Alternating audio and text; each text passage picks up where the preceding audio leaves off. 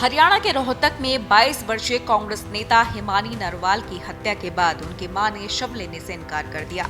साथ ही उन्होंने पार्टी के लोगों पर ही हत्या का शक जताया है। बता दें कि शनिवार सुबह हिमानी का शव रोहतक के सांपला बस स्टैंड पर एक सूटकेस में मिला था। पुलिस के मुताबिक हिमानी 3 दिन से लापता थी और किसी शादी में गई हुई थी। पिछले 5 महीने से हिमानी रोहतक में विजयनगर स्थित अपने पुश्तैनी मकान में अकेली रह रही थी। वहीं हिमानी की मां ने मीडिया से कहा कि राहुल गांधी के साथ जम्मू कश्मीर तक हमारी बेटी पैदल चली, लेकिन अब कोई हमारा साथ नहीं दे रहा है। मेरे बड़े बेटे की 2011 में हत्या कर दी गई थी और हमें कभी न्याय नहीं मिला, इसलिए मैं दूसरे बेटे की जान बचाने के लिए बीएसएफ कैंप ले गई। उन्होंने आगे कहा कि चुनाव के बाद हिमानी पार्टी से थोड़ा निराश हो गई थी। उसने कहा कि उसे नौकरी चाहिए और वह पार्टी के लिए ज्यादा काम नहीं करना चाहती। वह पिछले 10 सालों से कांग्रेस से जुड़ी हुई थी। वह शादी करने के लिए भी राजी हो गई थी।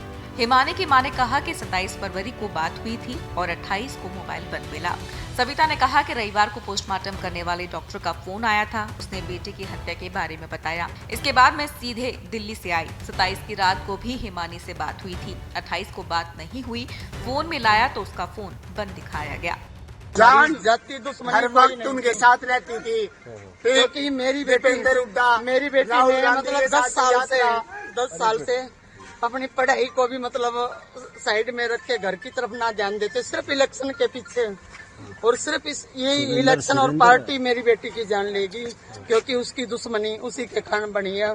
मैं हुड्डा साहब से यही चाहती हूँ कि मेरी बेटी को, ये पार्टी के भी हो सकते हैं, दोस्त भी हो सकते हैं, आईडी नहीं चेक करो, पार्टी के भी हो सकते हैं। कभी आपकी बेटी ने बताया आपको कि कोई ऐसा कुछ नहीं था। पार्टी सिर्फ मेरी बेटी का ये था कि पार्टी के कारण उसकी मतलब अब रंजिश हो रही थी, क्योंकि ये चाहते थे भी ये इतनी छोटी उम्र में हमारे से आगे कैसे बढ़ गई।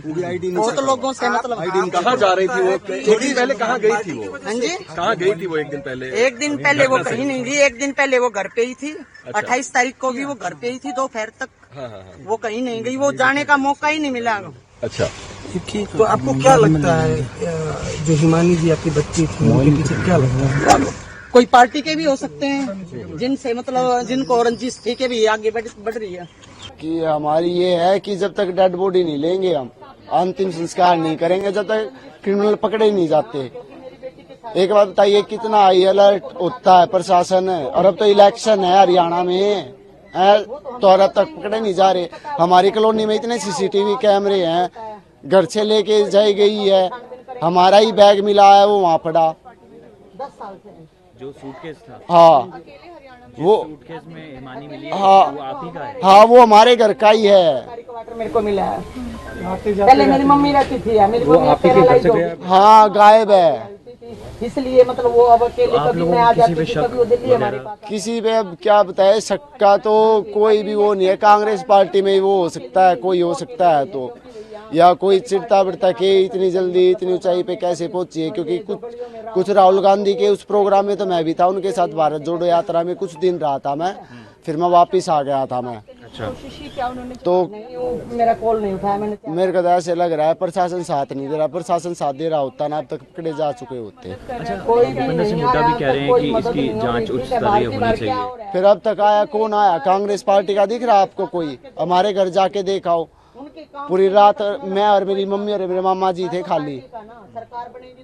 ठीक, बड़े मामा यहाँ पे जैसे डेड बॉडी के पास थे, और हम 3 जने थे घर पे। रात को 2 लेडीज आई थी खाली कांग्रेस पार्टी की, वो जो खास थी पड़ोस में है, जो नीचे उसमें है, तो वे हुई है।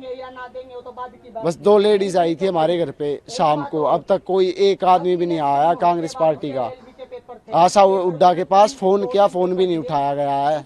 मेरी मम्मी के नंबर से फोन किया था आशा हुड्डा के पास, फोन भी नहीं उठाया आशा हुड्डा। पुलिस को सूचना मिली थी, पुलिस मौके पे पहुंची थी। वहां एक सफारी का बैग था, उसके अंदर से डेड बॉडी वो मिली थी। तो बाद में हम लोगों ने जब आइडेंटिफिकेशन वगैरह करी तो हिमानी नरवाल के नाम से वो लड़की का था, विजयनगर की वो रहने वाली थी। तो उनके माँ बाप भी हम लोगों ने मौके पे बुलाए थे, वो आइडेंटिफाई हो गई थी बढ़िया। और उसके बाद हम लोग अलग अलग पहलू पे इस पे हम लोग इन्वेस्टिगेशन कर रहे हैं, और जो जल्द से जल्द इसका जो भी पीछे इसका होगा उसका पर्दाफाश हम लोग करेंगे।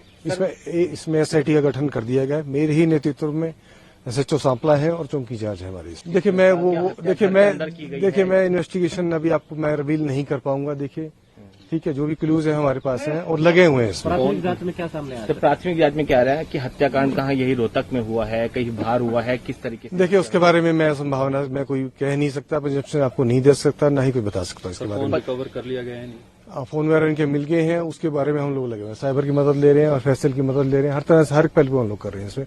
वो फैमिली बैकग्राउंड हम लोग देख रहे हैं, फैमिली बैकग्राउंड क्या है। परिवार ने किसी पे कोई शक जताया हो? नहीं, ऐसा उन्होंने कुछ शक नहीं किया, ऐसा कुछ जाहिर नहीं किया।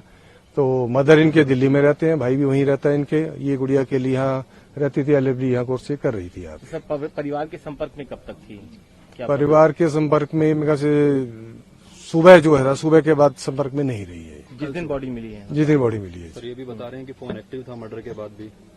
देखिए, मैं आपको इतनी लीड्स में क्लियर नहीं कर पाऊंगा, इन्वेस्टिगेशन का पार्ट है।